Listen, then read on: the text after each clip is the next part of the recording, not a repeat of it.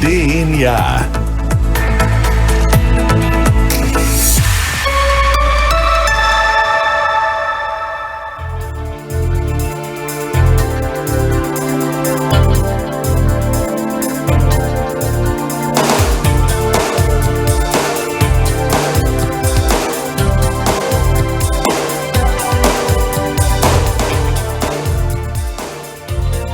Camila Cunha, Cassiano Cavalheiro. Boa tarde, Santa Maria. Começa agora o DNA, o programa de entrevistas que revela a identidade da nossa gente aqui na CDN. Eu sou Cassiano Cavalheiro e o DNA conta com a técnica do nosso amigo Marcelo Cabala. Boa tarde, eu sou a jornalista Camila Cunha e nós te convidamos a nos fazer companhia nas próximas horas para conhecer um pouco mais da história de algumas personalidades que se destacam em diferentes áreas de atuação de Santa Maria e região. E o DNA tem a parceria do Taslo Bar, perfeito para saborear drinks exclusivos e petiscos saborosos ali no Shopping Praça Nova. Quem quiser interagir com a gente é só mandar uma mensagem pelo WhatsApp 99 136 24 72. Isso aí. E para falar um pouquinho mais a respeito do nosso entrevistado de hoje, a gente volta no tempo para o ano de 1977.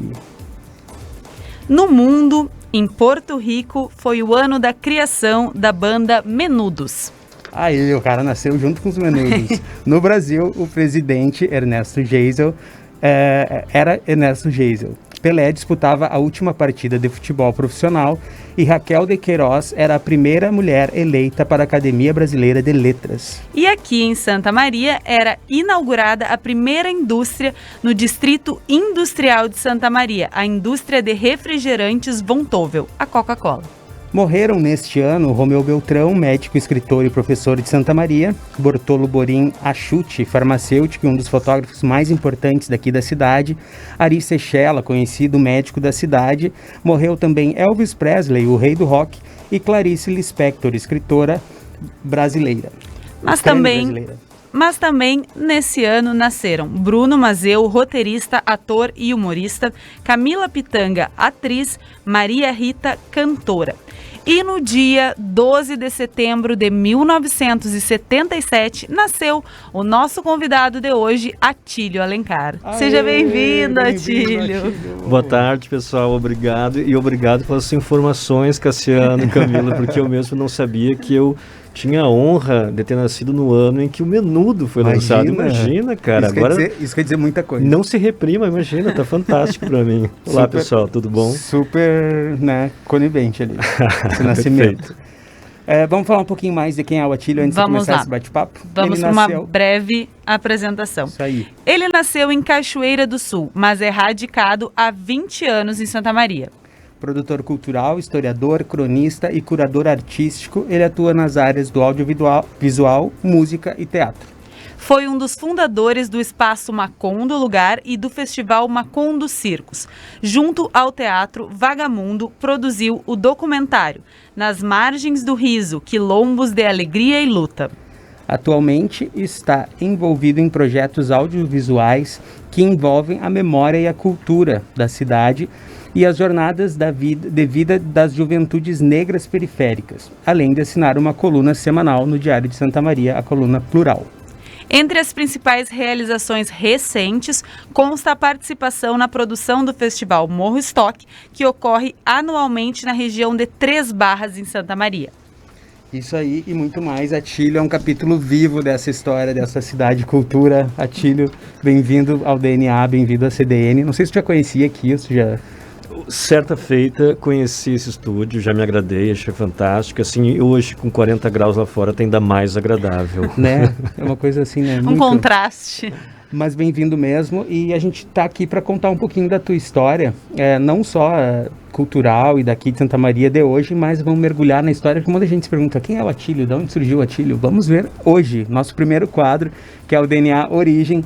A gente quer fuçar lá as tuas origens mesmo. Tu nasceu em Cachoeira do Sul. Isso. O que tu lembra da tua infância? Com quem que tu cresce? Quem eram as tuas referências ali dentro de casa, família?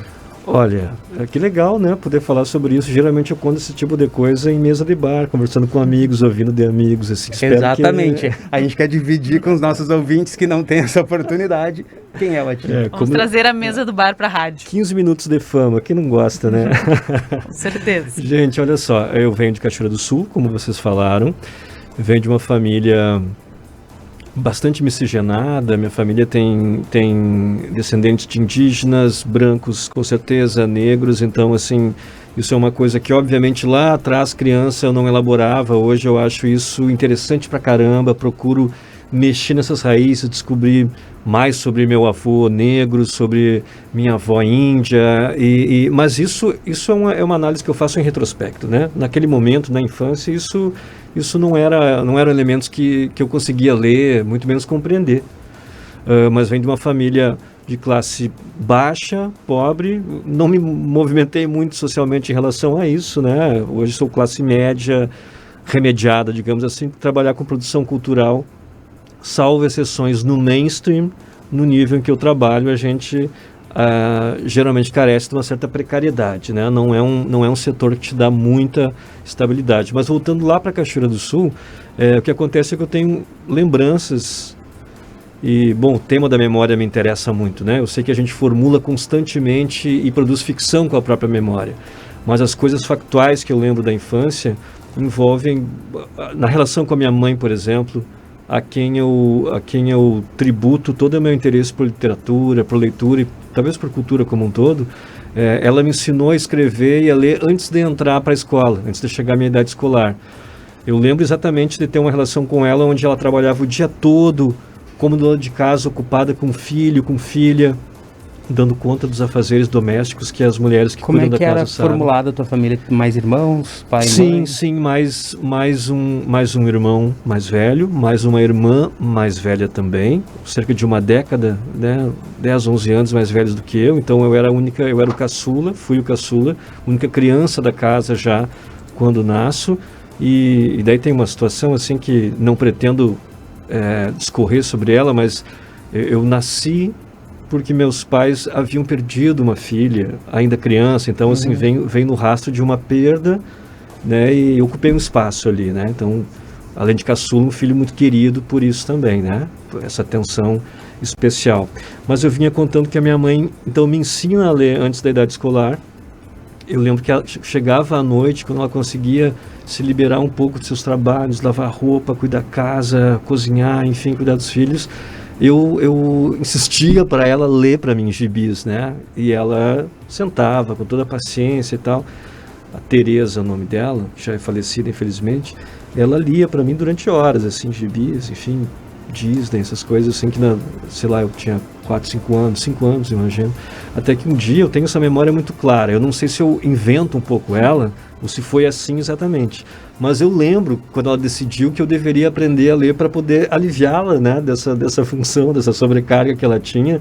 E ela decidiu me ensinar a ler.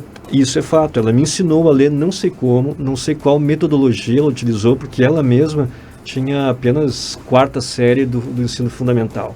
Ela lia, ok, bem, mas ela não escrevia muito bem. E mesmo assim conseguiu transmitir para mim, né, o aprendizado da leitura e da escrita. Assim. Então foi principalmente da leitura, né? Eu aprendi a ler antes de saber escrever. Então é um dos fatos da minha infância que mais me marcam.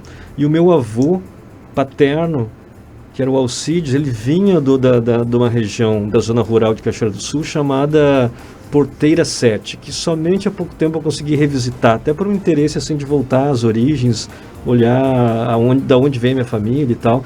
E ele era um exímio contador de histórias, exímio, assim, eu podia parar durante horas. Ele mal sabia ler, não sabia escrever para além do nome dele, mas ele conseguia cativar qualquer um que sentasse perto dele e se dispusesse a ouvir as histórias que ele transformava em grandes fábulas, assim, fábulas que geralmente diziam respeito à vida no campo e que continham alguma filosofia de vida, né? Eu também guardo essa memória assim muito forte comigo. Falando em memórias, eu vou ter que cortar aqui porque a gente tem um quadro que é o diagnóstico. que são especialistas em Atílio Alencar, que vão falar quem é Atílio Alencar. Que medo. E conversando sobre essa história aí das memórias, eu vou sair do roteiro, viu, Cabala? Eu vou pedir que tu solte aquele depoimento que tá sem número lá embaixo, que eu disse, esse vai ser o último. Não, esse vai ser o primeiro, porque conversa com essa história aqui, a gente vai ouvir, vamos ver se ele vai reconhecer essa primeira voz. Deixa eu dar um tempinho ali pro Cabala se organizar no susto. Vamos ouvir então nosso primeiro depoimento desta tarde. Bom, esse meu irmão, que chamamos de Caco desde criança, já nasceu agarrado num livro. Quando tinha de 5 para 6 anos, minha mãe tinha que ler para ele antes dele dormir. Muitas vezes ela cansada, mas ela lia. Então ela resolveu, mesmo com pouco estudo, ensinou ele a ler e escrever. E aí já na fase adulta foi para Santa Maria, venceu por seus méritos, pela sua inteligência, pelo seu discernimento sobre vários assuntos. Isso só me enche de orgulho por ser irmão dele. Então a nossa mãe já não está mais nesse plano, mas eu sei aonde ela estiver hoje, ela está batendo palmas para cada vitória dele, né? Sem dúvida, ele é um vencedor. Admiro muito ele, muito mesmo. Quem é esse irmão? Que lindo. Poxa, que bacana, gente. Que legal. O Adelar é meu irmão, meu único irmão, homem, né? E digo homem aqui, por favor, com nenhuma questão de privilegiar, né? Gosto dele, amo ele, como amo minha irmã também. Mas o significado dele na minha infância, essa pessoa, ele era meu ídolo. Um cara inteligente, prático, sensível, aberto e que vivia a vida com uma intensidade que eu mal conseguia compreender ainda, porque imagina, quando eu era criança, ele tinha uma década a mais, 11 anos, exatamente 11 anos a mais do que eu. Ele devia ter, era um adolescente, né? 16 anos, 17 anos, e ele tinha uma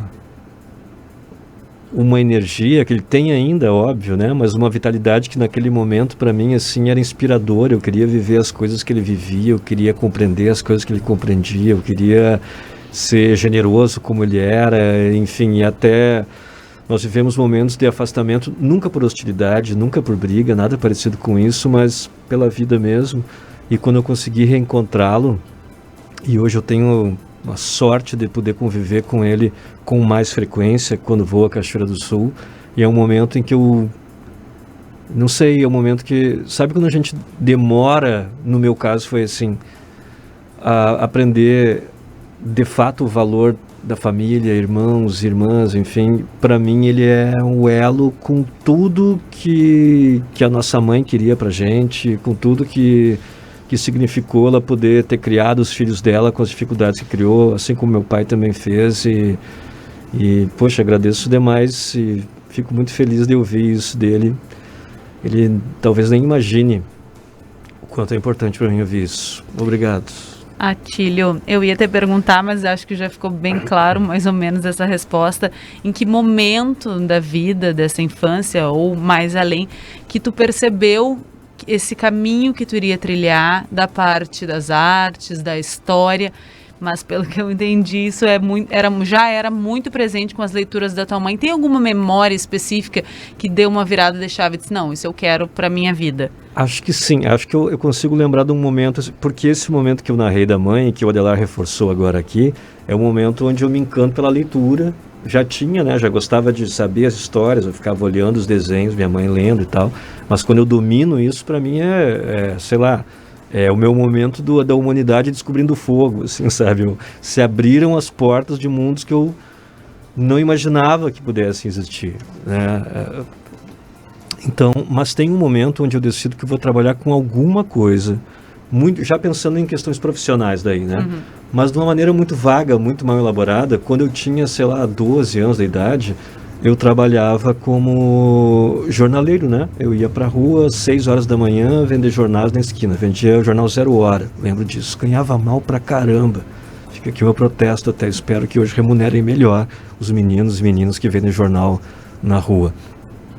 E fizesse chuva ou sol, a gente tinha que estar numa esquina determinada do centro de Cachoeira vendendo jornais. Isso não era motivo de humilhação ou sofrimento para mim. Eu achava, inclusive, que por menos que eu ganhasse, isso significava uma grana que eu podia, com certa autonomia, gestá-la, né?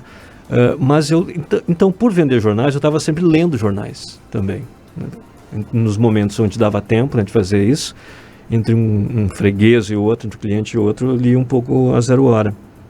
E eu lembro que me apaixonava pela escrita de alguns jornalistas, colunistas, enfim. E eu lembro que em algum momento eu atinei assim, que eu queria trabalhar com isso. Naquele momento eu elaborei como sendo jornalista, mas na verdade o que eu queria fazer era escrever, né? Basicamente escrever. Eu não sou jornalista hoje, mas eu diria que 80% do meu trabalho consiste em escrever.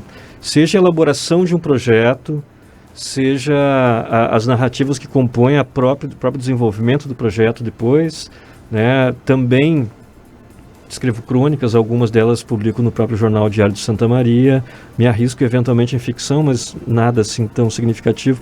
No ano passado tive o imenso prazer de receber o prêmio Cidade de Santa Maria por uma crônica que eu escrevi e que submeti ao concurso Felipe de Oliveira. Então, assim, o tempo todo trabalho com publicidade também no campo da redação, né? Então, assim, eu não sou jornalista, de fato, né? Embora eu já tenha contribuído pelo viés da comunicação social também com o jornalismo, não tenho essa formação. Mas é algo que eu acho que foi naquele momento ali que eu me dei conta que eu queria trabalhar com escrita, né? Basicamente escrevendo. Depois a produção cultural veio num outro momento, mas acabou fechando perfeitamente com essa ideia de me envolver com a escrita mesmo. Joia. No próximo bloco a gente vai querer saber a história de Atílio com Santa Maria. Como é que é essa chegada, por que Santa Maria, veio fazer o quê? Até chegar num capítulo muito especial chamado Macondo. A gente volta em seguidinha com mais DNA, com mais Atílio.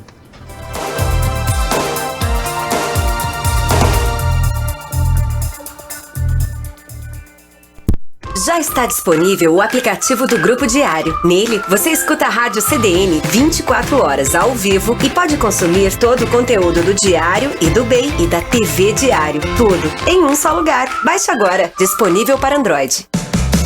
Não perca o FISMA Mais.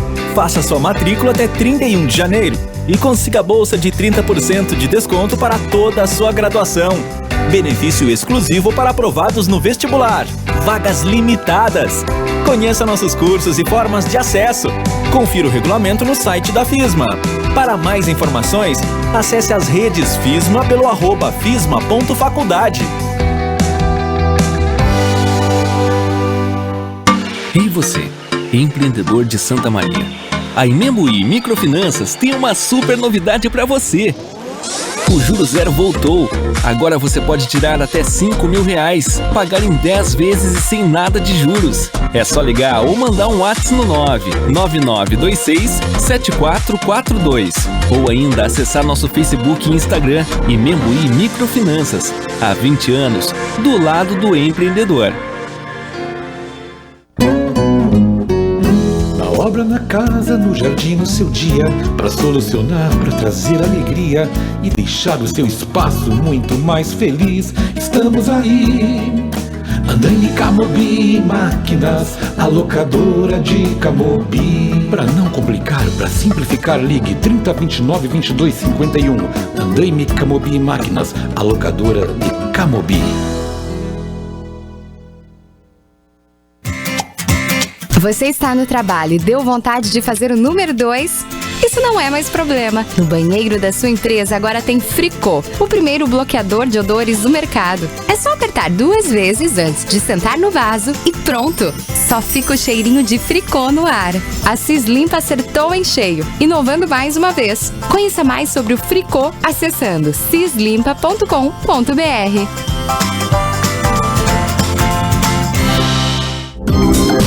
Especial Destinos.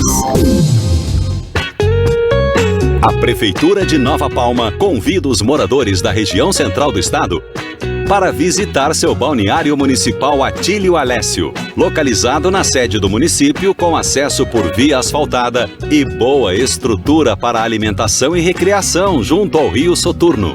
O balneário conta com a vigilância de salva-vidas, diversas melhorias estruturais, aulas de canoagem, contando com monitores do Núcleo da Educação Física da UFSM. As aulas são gratuitas e abertas ao público em geral.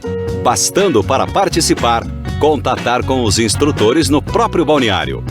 Venha conhecer e se divertir no Balneário Municipal de Nova Palma.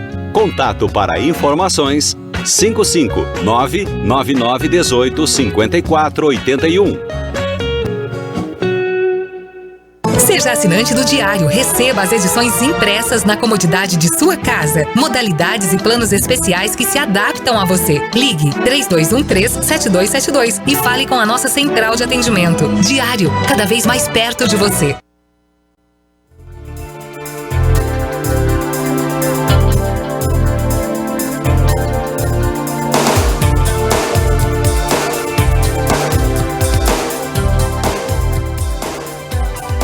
Cassiano Cavalheiro, Camila Cunha.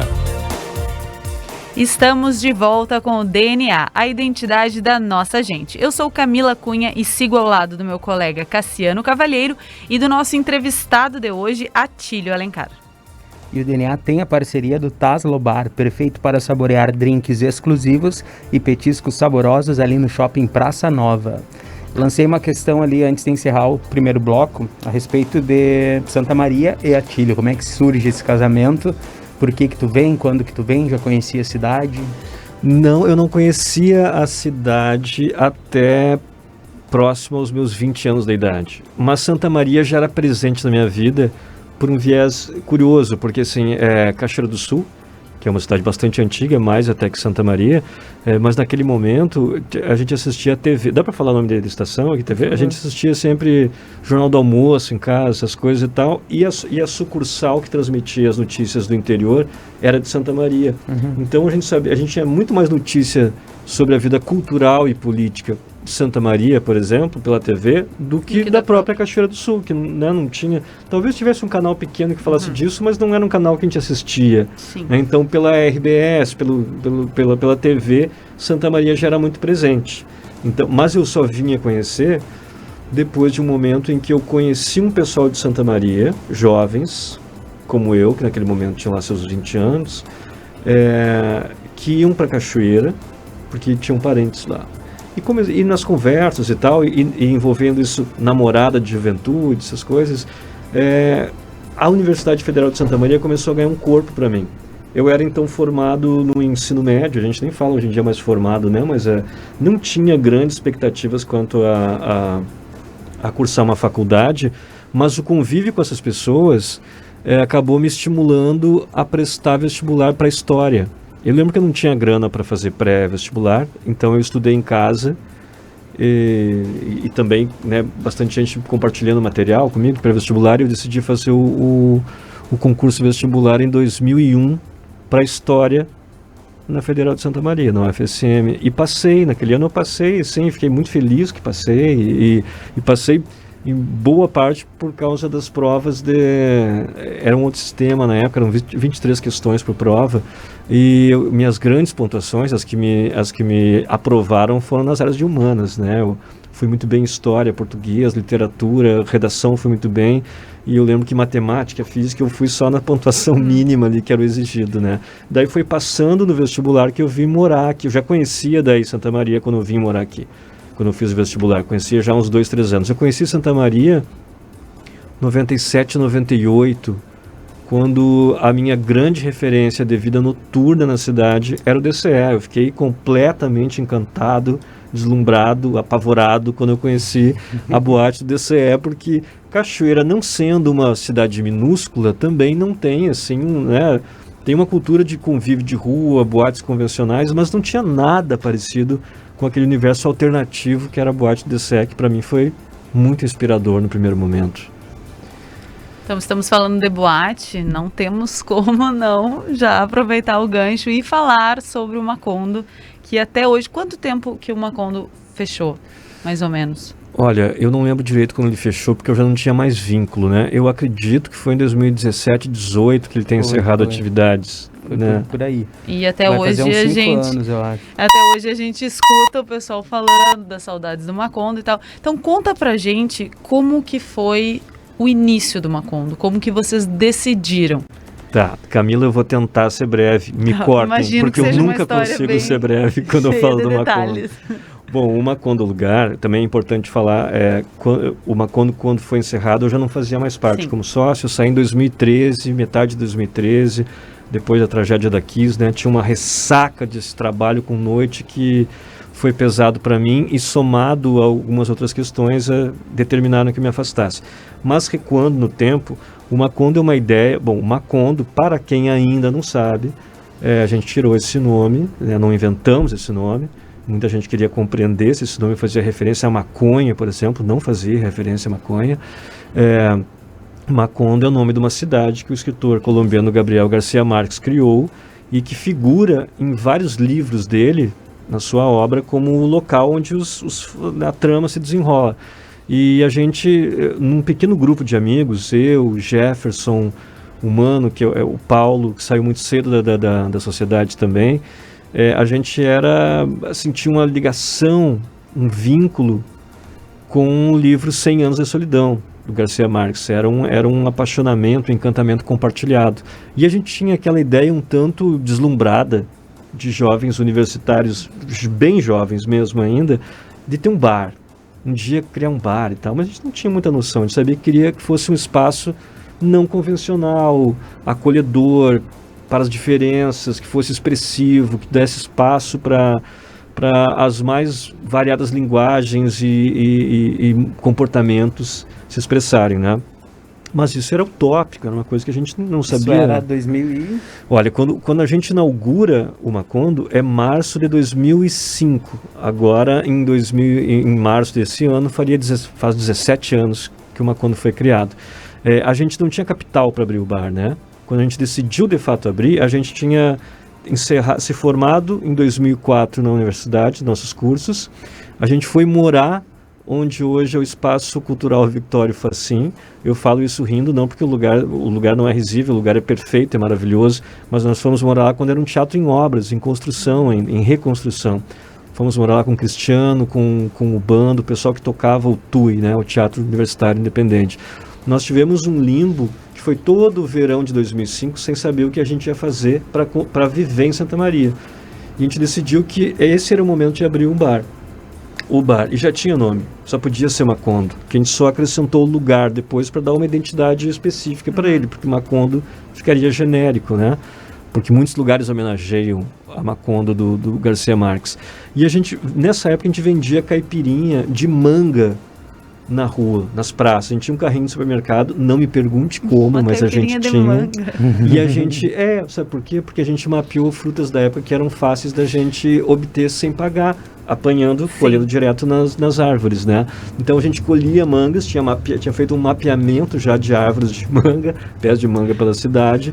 A gente comprava a cachaça mais barata, óbvio, e produzia essa caipirinha de manga. Já tinha um empreendedorismo nisso daí. Já tinha um empreendedorismo hippie nisso, porque a gente era hippie pra caramba. Não hippie místico, assim, mas na forma de vida a gente era, né?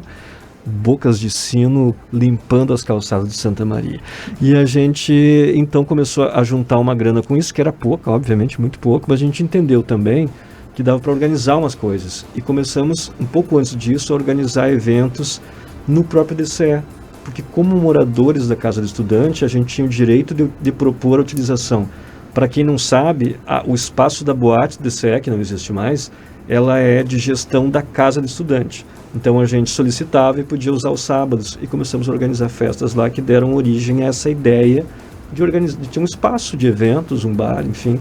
E o Macondo surge disso quando a gente consegue um empréstimo também, mas um empréstimo assumido do modo mais inconsequente possível, porque a gente não tinha a mínima noção, né, de como fazer, de como gerir um negócio. E a gente aluga uma casa que infelizmente não existe mais, na Floriano Peixoto, número 1385, E ali, quase em frente ao antigo... Restaurante Augusto. Exatamente. Próximo da esquina ali com a Tuiuti, Porque onde tem um prédio grande agora, inclusive tinha uma região de Mata Atlântica atrás, que eu acho que foi derrubada para dar lugar a mais um prédio alto de Santa Maria. E a gente aluga esse espaço, e a gente abre pensando em ter simplesmente um bar alternativo e tal. Por mais que a gente se achasse criativo, na verdade a gente estava indo por uma ideia já batida. Mas o público já na noite de inauguração interrompe o trânsito da Floriano Peixoto. O primeiro show, essa foi a primeira festa oficial, né? A gente já tinha feito quando o bar estava recém em obras, porque é importante falar, gente, que em 2005 nós não tínhamos ninguém, não só nós do Macondo, ninguém tinha referência do que poderia dar errado num espaço, errado mesmo. Né? O máximo que podia acontecer é o negócio não dar certo e ter que fechar, enfim. Então a gente, né, o bar lotava, a gente não tinha preocupações muito maiores do que movimentar a casa, né? Então, quando recém eram obras do Macondo, a gente fazia festas clandestinas lá, isso é um fato. E algumas dessas festas, como a festa dos calouros do curso de artes cênicas de 2005, elas entraram para a história. Tem fotos que são proibidas, estão muito bem guardadas a 7 chaves, nem eu tenho essas fotos. Mas eu as vejo, às vezes me permitem que eu olhe no monitor, assim, sabe? Foi uma noite incrível e enfim, orgiástica, dionisíaca, que já começou a criar uma certa lenda urbana sobre o que viria a ser o Macondo. E na noite da inauguração, no dia 17 de março de 2005, a gente colocou o Daniel Rosa para tocar com a sua banda. Em março, calor, Santa Maria, e muito cedo, porque a nossa ideia não é que ele fosse uma boate, né? Era um bar. Então ele deve ter começado a tocar lá, sei lá, por 8 horas da noite, e a rua estava com o trânsito trancado, sabe? Foi nesse momento que eu acho que a gente se olhou, eram 6 sócios, nem consigo lembrar as pessoas vinham chegando para ajudar na obra e iam virando sócios. Tinha uma dinâmica meio assim, na espontaneidade total, anárquico.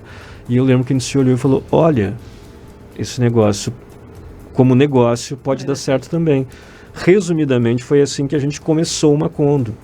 Vocês tinham ideia que vocês começavam a escrever parte da história, da cultura local, da cena noturna local? Ou nesse momento vocês tinham essa noção? Ou não, foi mais uma coisa empreendedora mesmo, que acabou virando... A gente, não, empreendedora pelo sentido do ímpeto, né? Nesse sentido sim, mas não era organizadamente empreendedora, né? Era assim, a gente quer viver fazendo o que gosta. A gente estava falando no intervalo, né, Atílio, que se cobrava moedas para entrar, né? Que às vezes não existia nenhum valor do ingresso. Claro, e tem um amigo meu que falava assim, olha, ele era nosso amigo, então ele tinha o direito de entrar no espaço do bar, na copa, atrás do balcão e se servir. E isso também gerava, e muita gente fazia isso. Isso gerava também uma lenda de que era meio self-service, você vai lá e pega a sua cerveja e depois paga em algum momento. Só tinha um segurança, que era icônico também, o Camargo, desaparecido no mundo hoje. Algumas pessoas falavam que ele era aquela versão do Exterminador do Futuro, né? Ele tinha um recorte de rosto assim muito... Tinha uma presença, né? Não sei se desse violência mesmo ele conseguiria conter, mas ele tinha uma presença. E a gente tinha sorte de não ter brigas lá. Foram raríssimas as brigas do Macondo. Mas tu me fez uma pergunta e eu perdi o fio da meada. Agora voltei. A gente éramos jovens pretensiosos. Então a gente, claro que a gente tinha projetos mirabolantes para o Macondo. Mas na prática ele se tornou algo muito mais interessante do que a gente havia imaginado. E isso não foi... Nós tínhamos algumas boas ideias, mas eu tenho certeza e posso afirmar com tranquilidade que o que transformou o Macondo num símbolo de diversidade, de vanguarda, de cultura à frente, né, de divisor de águas da noite santamarense, foi o público. Foi uma decisão, de certa forma, comunitária de quem frequentava o bar, convivia super bem, pacificamente, criativamente no espaço, que foi dando um vulto para o Macondo muito mais interessante do que a gente poderia imaginar. Inclusive em relação a outros espaços que eram alternativos, mas também eram quadrados. O próprio DC era um lugar que tu frequentava toda sexta-feira, enlouquecia, bebia, mas ouvia sempre as mesmas músicas e raramente você via pessoas em situações homoafetivas à vontade. Não via beijo gay no DCE até 2005, 2006. O Macondo também influenciou no resto da noite, no conjunto da noite santamarense, a quebrar com a ideia de que você tem que ir a um gueto para poder se sentir liberado, que tem que fazer escondido. Então eu falo isso, sei que sem resquício de modéstia, porque eu considero realmente o Macondo bastante significativo nesse sentido. Acho que contribuiu bastante para isso. Certamente. Mas aí é um movimento do público, deve escutar muitos depoimentos relacionados a isso também, né? Pessoas dessa época que devem atribuir bons momentos e lembranças do Macondo, né? Nesse contexto, até antes do Atílio falar, vamos chamar mais um depoimento que conversa com essa história aí, vamos ver se ele reconhece de quem é essa voz. O que tenho para falar do meu amigo Seco, que a primeira vez que eu ouvi, eu disse assim, ou você é amigo dele, ou não vou ser sócio.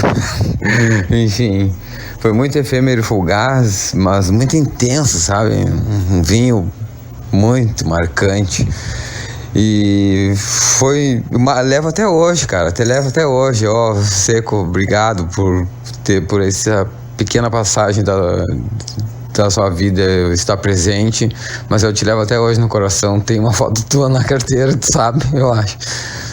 Não sei, eu acho que tu lembra ainda que eu guardei e tá guardado até hoje.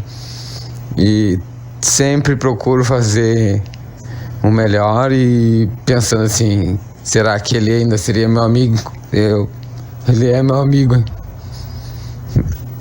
Falou, um abraço e não sei o que esses caras queriam aí que eu falasse, mas enfim, eles me tocaram no lugar que eu não tinha mexido mais. Um abraço. Quem é o dono da foto da carteira? Esses caras queriam o quê? Esses caras queriam chorar e fazer o Atílio chorar, só pode. Conseguimos. Poxa, gente, que coisa.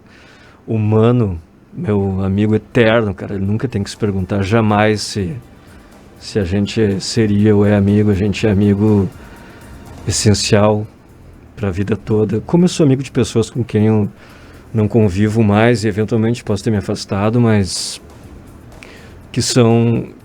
que me fizeram nascer de novo, sabe? O Mano é o Paulo, essa pessoa que falou agora no... Não sei quantas pessoas estão ouvindo esse programa, se interessa alguém. A mim, isso foi um dos momentos mais marcantes da minha vida. Ouvir de novo esse cara...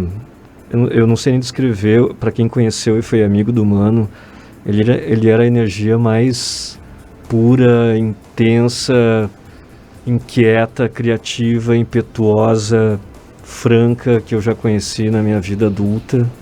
É uma pessoa que tá sempre no meu pensamento, no meu coração, e essas coisas que ele falou no momento que ele estava rindo, foto na carteira, era uma piada e ao mesmo tempo não era, porque ele carregava uma foto minha na carteira. E não foram poucas as noites de frio e às vezes com pouca grana para comer que a gente se virou muito bem e sobreviveu dando risadas, porque a gente se amava e a gente se ama, e é maravilhoso ter amigos que você pode dizer eu te amo. E eu amo o Paulo, amo o Mano. E na tua opinião, assim, que momento que o Macondo deixa... Aliás, eu não sei se é isso, mas tu deixa a sociedade do Macondo pós-Kiss, tu falou 2013, né? Foi uma questão pessoal mesmo, em função, conversa com essa tragédia que a gente viveu em Santa Maria, ou em algum momento a proposta original se perdeu e tu não estava mais satisfeito? Não, são várias coisas, cara. Eu acho que, em primeiro lugar, assim, a tragédia é um negócio que a gente não consegue mensurar, e o número 242 nem fala o tamanho do que ela significou. E imagina, eu estou falando isso sem ser pai, sem ser parente de uma vítima. Mas nós que somos de Santa Maria, que moramos aqui há anos, sabemos o quanto isso impactou na vida de todo mundo. No nosso caso, a essa altura já éramos só eu e Jefferson sócios. Isso impactou de um modo, imagina, a gente lidava com exatamente o mesmo tipo de negócio que a Recém tinha gerado ao mundo uma tragédia inesquecível. Junto a isso, da minha parte, vem as questões assim, sabe, não direcionando para ninguém, não culpando ninguém, não me posicionando de uma maneira melhor ou pior, assim, as relações de amizade, de afeto, elas às vezes ficam comprometidas em determinados contextos. E eu tenho para mim, pode ser uma visão meio besta minha, que às vezes, dependendo do que a gente faz junto na amizade, por exemplo, trabalho, empreendimento, isso pode ser a forma do sucesso ou pode ser o fracasso para ambas as coisas, para o negócio, para o afeto também. Eu acho que o fracasso do afeto, ele se ressignifica, depois ele se transforma e ele sobrevive, ele encontra o seu jeito, porque como algum grande poeta falou naquele filme maravilhoso, Jurassic Park, a vida encontra um meio. E o afeto é a forma da gente encontrar o meio da vida o tempo todo, né? Então, assim, foi uma soma de coisas, mas não tem a ver com o Macondo deixar de ter uma proposta original, porque nenhum de nós acreditava que seria possível manter aquela proposta original e o modo como o Macondo funcionou na Floriano Peixoto por muito tempo. Aquilo foi uma luz incandescente e ela tinha que ganhar forma, gestão, administração, para poder se tornar uma fonte de receita, né, organizada, de trabalho, que envolvesse funcionários também, a gestão. Que ano que ele foi para o outro endereço? A gente mudou no final, no endereço onde ele acabou encerrando, na Serafim, nós mudamos para lá e reinauguramos o bar no dia 30 de dezembro de 2006, ou seja, praticamente na virada para 2007. Então foi de 2007 até o final do bar que ele esteve funcionando lá. Mas não teve a ver com a perda da identidade original. Para mim não foi isso que pesou. Porque assim. eu lembro que muito dos comentários era as pessoas gostavam muito do Macondo, mas ao mesmo tempo algumas reclamavam que ele havia se perdido na questão de ficar uma balada convencional, pop, e que antes tinha muito show, muito rock, muita arte, muito teatro junto, tudo misturado, e que essa proposta um pouco tinha se dissolvido. Sim. Agora necessariamente eu tenho que fazer um recorte, né? Para mim estar envolvido enquanto eu era um sócio da casa significava que a gente ia trabalhar com entretenimento, certo? Mas sem perder o horizonte da produção cultural, né? Sessões de cineclube, exposições, shows. O Macondo se transformou numa casa de show que foi referência para um certo circuito médio independente durante muitos anos mesmo. A gente conseguiu fazer circular por aqui, junto ao Festival Macondo Circos também, do qual sou saudoso de trabalhar, que acontecia ao ar livre, na praça, para todo mundo, sem ingresso, imagina, né? A gente conseguiu tornar o Macondo uma referência. Era um outro momento, ele não era mais o underground, aquele que mudou a vida das pessoas, mas ele era um símbolo e uma prática de um momento da música independente brasileira que também era muito importante, muito potente, e a gente já fez isso num momento mais organizado.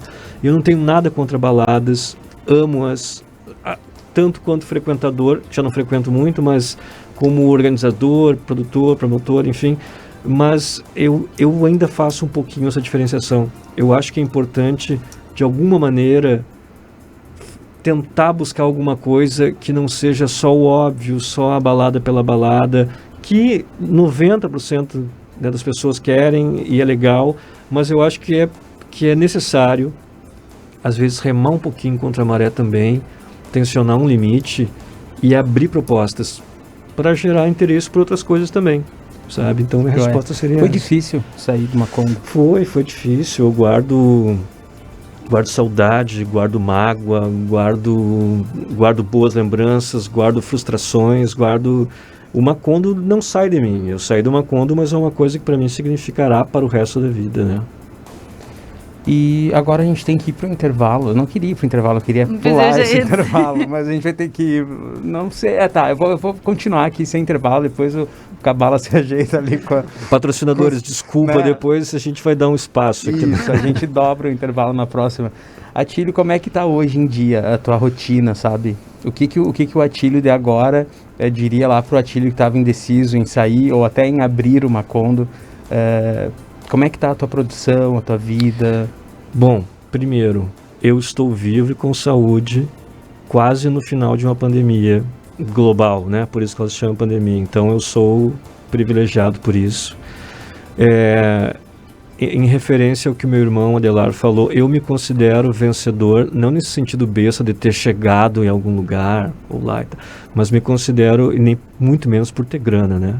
Infelizmente. Mas eu trabalho com o que eu gosto a maior parte do tempo, pelo que eu sou apaixonado a maior parte do tempo. Eu escrevo muito para todos os meus trabalhos que eu faço, eu gosto de escrever. Isso não quer dizer que eu não tenho momentos de crise, de insatisfação, de falta de grana, mas no geral, o que eu diria tanto, assim, quando eu converso comigo mesmo em retrospecto, o que eu aprendi desde o momento em que nós tivemos a coragem de abrir o Macondo, me trouxe até um momento onde eu domino algumas coisas que me dão subsistência hoje e prazer.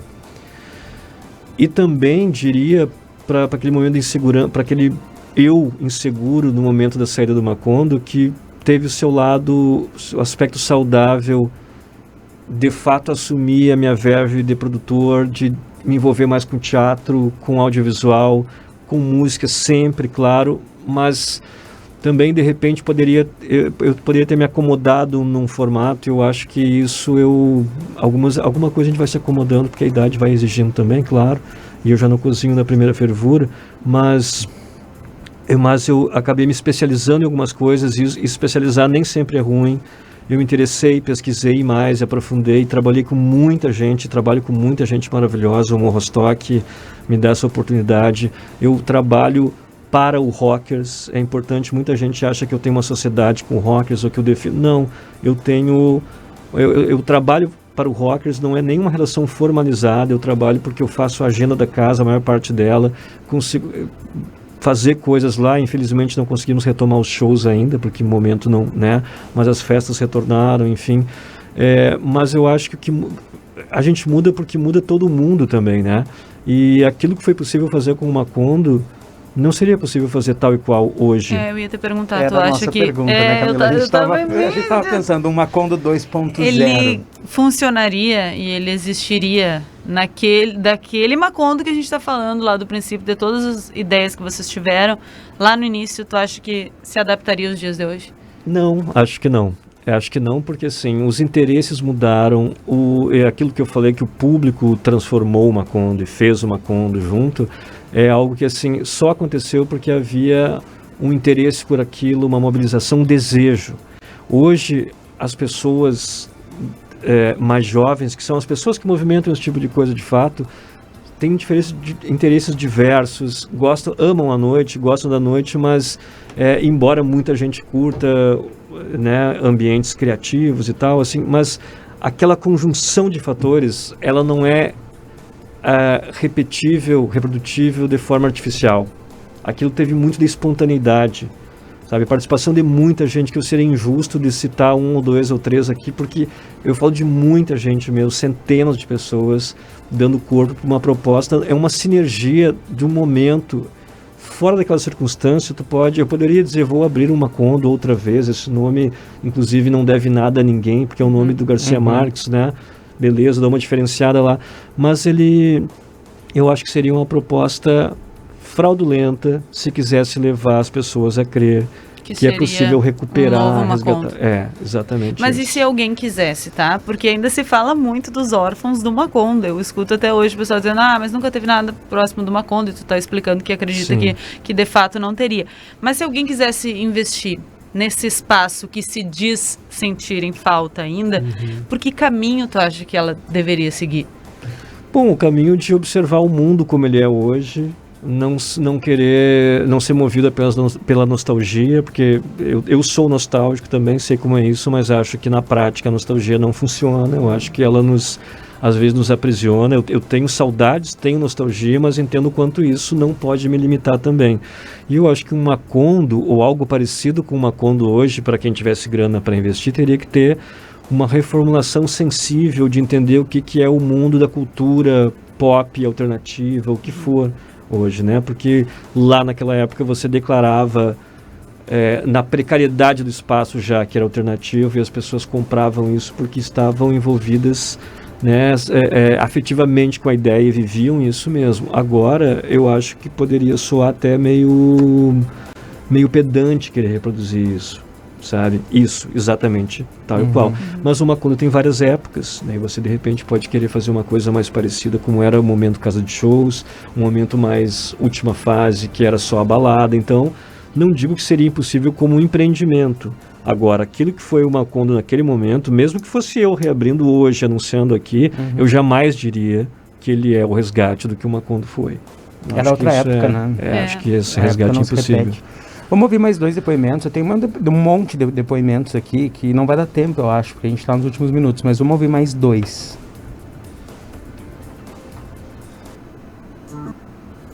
Olá, meus queridos.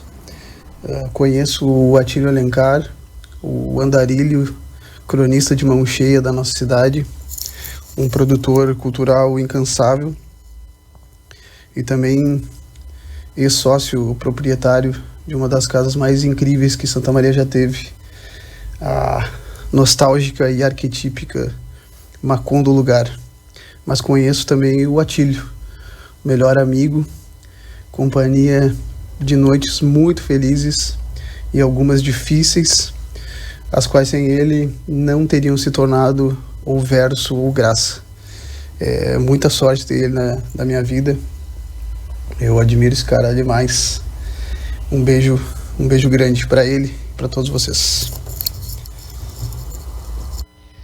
Eu ainda fico com um certo estranhamento quando ouço o Atílio Alencar, assim, né? Eu o conheço há mais de 2 décadas e acompanhei toda a trajetória dele em Santa Maria e tal. E para mim ele ainda é o Seco, né? O mesmo cara que eu conheci na Faculdade de História da Universidade Federal de Santa Maria, quando ainda era ali no antigo hospital, abaixo do Hospital de Caridade, né, na Floriano.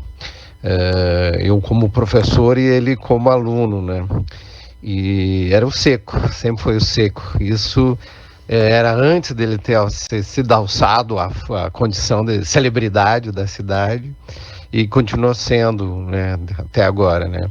Nós sempre mantivemos uma baita relação, né, que se solidificou ao longo desse tempo todo, né? O Seco, sem dúvida nenhuma, se constitui como um personagem na cena de Santa Maria, né?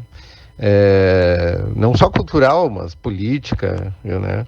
E de participação ativa em todas as questões, principalmente as mais polêmicas, não é? E sobretudo ele está vinculado à idealização e à concretização do Macondo Lugar, né? Que foi um espaço icônico na cidade e que se mantém ainda, né, como referência de um espaço de diversidade, de respeito às diferenças e tal, né? Sobretudo o Seco está ligado à produção e à realização cultural da cidade, né? Não apenas daquilo que a gente chamava nos anos 80 e 90 de cultura alternativa ou cena underground, mas na vida cultural como um todo da cidade, né? Ele está como um dos grandes agitadores desse processo, né? Um cara que construiu uma trajetória ímpar, que desperta inquietação, né, para o bem e para o mal, mas sempre se posicionando, né? Sobretudo ele cumpre um papel essencial, né, que é uma lufada de ação, de crítica inteligente, de quebra de paradigma no oceano de mediocridade que a gente vive agora, não é? Eu tenho muito respeito pelo que ele fez, pelo que ele construiu aqui em Santa Maria, né? E é uma grande honra ser um amigo e compadre do Seco. Bom, falar do Atílio Alencar não é uma tarefa muito fácil, porque é um amigo muito amado, é talvez o melhor amigo que eu tenho, mas isso também é muito clichê de se dizer, né? Então, seria melhor dizer o quê? Que ele é a pessoa mais doce e mais ácida que eu conheço, que ele é quem me faz as melhores provocações sobre a vida, que é uma pessoa que vê o mundo com as cores mais saturadas e delicadas ao mesmo tempo, pura contradição e coerência, né? Atílio Alencar é pura contradição e coerência ao mesmo tempo. Ele tem uma visão de mundo muito particular, muito poética, e eu acho que em pensamento, assim, Atílio em pensamento é pura poesia. E sem ele eu não sou quem eu sou, né? Eu preciso dele para saber quem eu sou.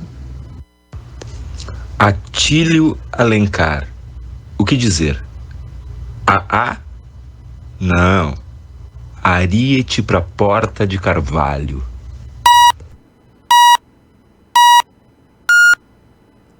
E aí, Atílio, 4 vozes. Cara, que coisa genial. Eu confesso pra vocês que eu vim aqui pensando que ia ser um programa super convencional, que eu ia contar mais uma vez umas histórias aí. E era isso.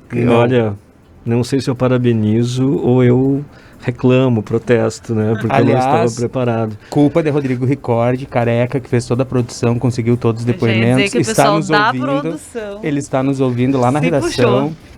E culpa dele. Eu sabia que tinha dedo do careca nisso. Os depoimentos, vamos retomar aí, quem foram? Meu irmão Daniel, cara, meu irmão espiritual e meu irmão de vida, é um cara que, enfim, eu faço coisas também, tomo atitudes, às vezes, principalmente quando eu erro, eu digo, porra, o Daniel me dá um esporro elegante sobre isso, o maior poeta vivo na minha vida.